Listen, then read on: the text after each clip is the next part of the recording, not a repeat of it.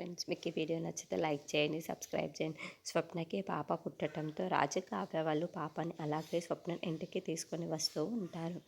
ఇంతలో అక్కడున్న కావ్య ఆగండి లోపలికి ఇలా వెళ్ళడానికి వెళ్ళలేదు అని చెప్పేసి వాళ్ళిద్దరిని హారతి ఇచ్చి మరి ఇంట్లోకి తీసుకొని వస్తూ ఉంటుంది. అది చూసి ఇంట్లో ఉన్న వాళ్ళందరూ చాలా సంతోషిస్తూ ఉంటారు. ఇంతలో అందరూ సోఫాలో కూర్చొని చాలా సంతోషంగా మాట్లాడుకుంటూ ఉంటారు. ఇంతలో అక్కడున్న రాజుకి డాక్టర్ ఫోన్ ఏంటి డాక్టర్ ఈ టైంలో ఫోన్ చేశారు అని చెప్పేసి అడుగుతూ ఉంటాడు. ఆ మాటలు వినగానే అక్కడున్న డాక్టర్ అయితే మీ తాతయ్య గారు కోమాలో నుండి బయటికి వచ్చారు అని చెప్పేసి అంటూ ఉంటాడు. ఆ మాటలు వినగానే అక్కడున్న రాజు మాత్రం చాలా సంతోషిస్తూ ఉంటాడు.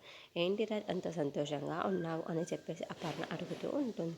ఆ మాటలు వినగానే అక్కడున్న రాజు మాత్రం తాతయ్య మెలికలోకి వచ్చారంట, కొమ్మలో నుండి బయటికి వచ్చారంట, ఇంతకన్నా సంతోషం ఇంకేముంటుంది అని చెప్పేసి అంటాడు. ఆ మాటలు వినగానే అక్కడున్న ఇంట్లో ఉన్న వాళ్ళందరూ చాలా సంతోషిస్తూ ఉంటారు. ఇంతలో అక్కడున్న వాళ్ళ బామ్మగారు అయితే నాకు మీ తాతగారిని చూడాలని ఉందిరా, నన్ను తీసుకొని వెళ్ళురా మీ తాతయ్య దగ్గరికి అని చెప్పేసి అంటుంది. ఆ మాటలు వినగానే అక్కడున్న రాజు మాత్రం నాన్నమ్మ ఎప్పుడే నేను నీకు తీసుకొని వెళ్తాను తాతయ్య దగ్గరికి, పదా వెళ్దాం అని చెప్పేసి తీసుకొని వెళ్తూ ఉంటాడు. ఇంతలో అక్కడ వాళ్ళ నాన్నమ్మ వాళ్ళ ఆయనని చూసుకుంటూ చాలా సంతోషిస్తూ ఉంటుంది. అది చూడగానే అక్కడున్న రాజు కావ్య వాళ్ళు చాలా సంతోషిస్తూ ఉంటారు.